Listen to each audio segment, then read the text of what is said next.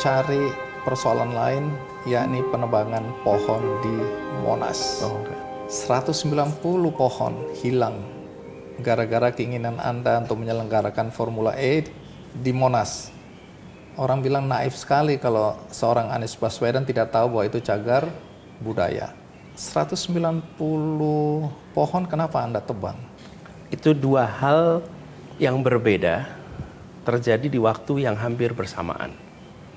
Satu adalah uji coba aspal di kawasan salah satu ruas jalan di Monas. Uji coba aspal waktu itu bersamaan dengan proses renovasi Monas yang nggak ada hubungannya. Hanya dikerjakan di minggu-minggu yang bersamaan. Jadi kalau orang lewat, kelihatan ini satu lagi masangin aspal, lagi uji coba. Yang kedua, sedang ada renovasi Monas. Waktu itu kan Formula E rencana akan digunakan di Monas. Nah, kita ingin menjaga supaya batu-batu Monas itu tidak dicabut. Caranya dipasangi karpet, terus di atas karpetnya dipasang aspal. Yang itu dilakukan juga di Paris, di sekitar Menara Eiffel, itu batu-batunya tidak diubah, dipasang karpet di bawahnya, semacam karpet ya, terus pasang aspal. Itu lagi uji coba, yang tidak ada hubungannya dengan renovasi, hanya dikerjakan di minggu-minggu yang sama. Nah, lalu renovasi Monas ini adalah hasil sayembara, dan sayembara ini merujuk kepada Kepres nomor 25 tahun 95 tentang rancangan Monas yang seharusnya itu merujuk kepada rancangan yang dibuat arsitek Silaban. Dalam rancangan arsitek Silaban itu, Monas itu ada Tugu Monas di tengah, lalu ada 4 jalan yang diagonal, dan 1 di sisi selatan yang kosong. Rancangan aslinya begitu. Dan itu ada di Kepres nomor 25. Jadi arsitek perancang renovasi ini mengembalikan kepada desain awal, di mana di sisi selatan itu memang kosong, dan itulah yang dipakai untuk upacara, untuk acara-acara memang di situ menghadap ke arah Monas. Karena tempat itu puluhan tahun tidak pernah digunakan, ditanamin pohon-pohon itu semua, yang kemudian terjadilah ada 190 pohon karena selama bertahun-tahun tempat itu nggak pernah desain itu nggak pernah dilaksanakan. Jadi yang kami lakukan adalah memindahkan pohon itu ke tempat yang seharusnya. Ada proses penebangan di sisi barat yang sekarang menjadi tempat parkir. Itu seharusnya pohon semua. Justru di tengah itulah yang sisi selatan itu yang kosong.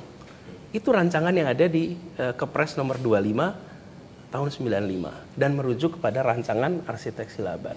Kalau saja tidak ada pembangunan aspal itu, barangkali ini juga nggak ada yang nonton sih Bang. Siapa pula yang akan motret-motret kegiatan itu?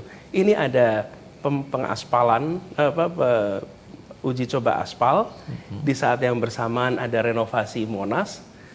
Jadilah sebuah keterkaitan, seakan-akan nebang pohon untuk bangun Formula E yang itu nggak ada hubungannya. Hanya terjadinya di periode yang hampir sama. Jadi bukan maksud Anda menebang pohon itu untuk membangun sebuah sirkuit ya? Tidak. Tapi di luar sana kan yang diketahui masyarakat ya seperti itu, bahwa Anda menebang pohon untuk membuat sirkuit di Monas. Saya rasa ya mudah-mudahan penjelasan ini menjelaskan Bang, karena itulah faktanya. Selain Formula E yang dijadikan senjata untuk mendiskualifikasikan Anda, karena ada yang bilang di ujung ini nanti Anies Baswedan akan ditangkap, diperiksa KPK dan langsung ditangkap sehingga tidak bisa ikut kontestasi ini ya. Saya nggak tahu nanti kejadian seperti apa. Tapi ada satu indikasi lain ya, perpanjangan kepemimpinan KPK dari 4 tahun kemudian menjadi 5 tahun. Ini kata pendukung Anda bagian dari upaya untuk bisa tanda kutip memenjarakan Anda melalui kasus-kasus atau satu kasus di KPK. Anda merasakan atau tidak ini? Saya tidak mau berspekulasi dan belum tentu ada hubungannya. Ya kita lihat aja ke depan. Tapi belakangan saya lihat Anda mulai emosional ya, menyatakan ada keinginan atau indikasi penjagalan itu. Kemudian Anda beberapa waktu yang lalu menyatakan secara terbuka bahwa ada Menko yang sedang berupaya untuk mengubah konstitusi. Anda nggak menyebutkan Menko siapa, tapi semua orang tahu siapa Menko yang ada sekarang ini. Pertanyaan orang, Anda menuduh siapa ini? Dan apa yang dilakukan oleh Menko itu untuk mengubah konstitusi? Kita semua ya yang diangkat menjadi penyelenggara negara itu disumpah untuk melaksanakan konstitusi. Konstitusi yang ada laksanakan seluruh peraturan perundangan. Di dalam sebuah demokrasi yang kita sudah melewati reformasi, diberikan kesempatan untuk kegiatan publik, kegiatan politik itu diatur dengan prinsip-prinsip keterbukaan, prinsip-prinsip good governance, prinsip-prinsip menghargai kesetaraan. Dan salah satu amanat reformasi yang paling mendasar dan waktu itu tujuan pertama reformasi adalah periode presiden itu 5 tahun dan bisa dipilih kembali 1 kali, 2 periode. Itu tujuan pertama reformasi.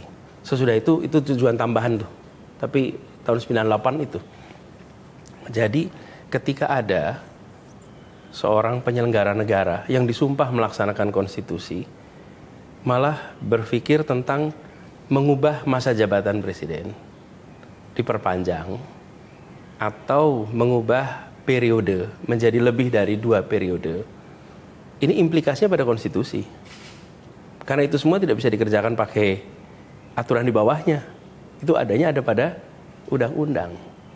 Nah, kita semua harusnya menjaga yang berada di dalam pemerintahan ini bukan perintahkan, kita membawa sumpah itu menjaga konstitusi, bukan malah membahas ide tentang substansi yang harus mengubah konstitusi. Menko Polhukam Pak Mahfud membantah semua ini.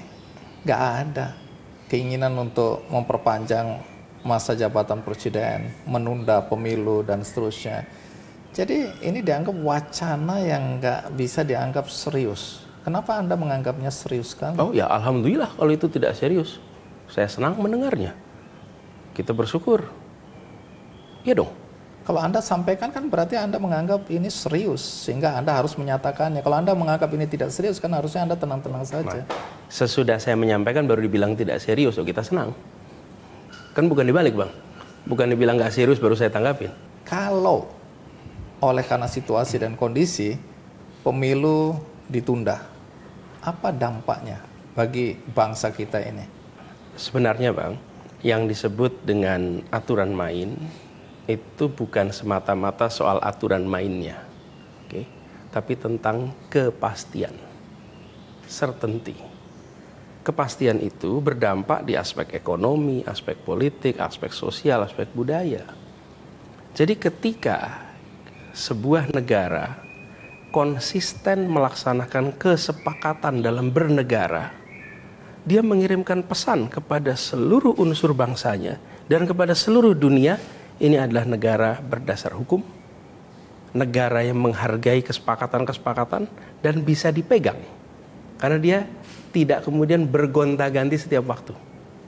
Di situ letak certainty. Jadi kalau orang mau, misalnya gini Bang, orang mau investasi ke Indonesia, oke, saya akan investasi berapa tahun? Mungkin 20 sampai 40 tahun. Dia berpikir bentar. Ini kalau konstitusi aja bisa digonta-ganti, nah saya naruh uang di sini segitu banyaknya hilang nanti tengah jalan. Toto berubah aturan. Kita coba melihat dari perspektif mereka yang tidak menginginkan Anda menjadi Presiden Republik Indonesia. Ini soal kekhawatiran yang selalu terungkap di permukaan.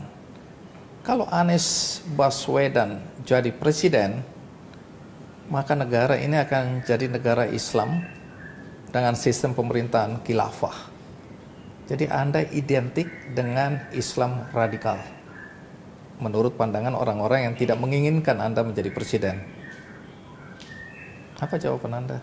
Nomor 1, saya sudah bertugas di Jakarta 5 tahun, memimpin Jakarta. Kekhawatiran itu diungkapkan kuat ketika Pilkada 2016-2017. Kuat sekali. Dan kemudian saya pada saat itu saya sampaikan bahwa saya tidak bisa menjawab dugaan, sangkaan, tuduhan dengan perkataan. Tidak bisa. Itu hanya bisa dijawab dengan perbuatan, dan kenyataan. Semoga Allah mentakdirkan saya untuk bisa menjawab itu dengan kenyataan. Saya butuhnya waktu, bukan butuh ruang untuk statement, butuh waktu. Sekarang sudah selesai nih Bang. Apakah ketika bertugas kemarin, semua sangkaan seperti itu ditemukan kenyataannya? Kalau tidak, berarti sangkaan itu batal. Dibatalkan oleh apa? Oleh kenyataan, bukan oleh pernyataan. Bukan saya mengcounter, tapi kenyataan menunjukkan tidak. Jakarta tenang, teduh, damai, rumah bagi semua,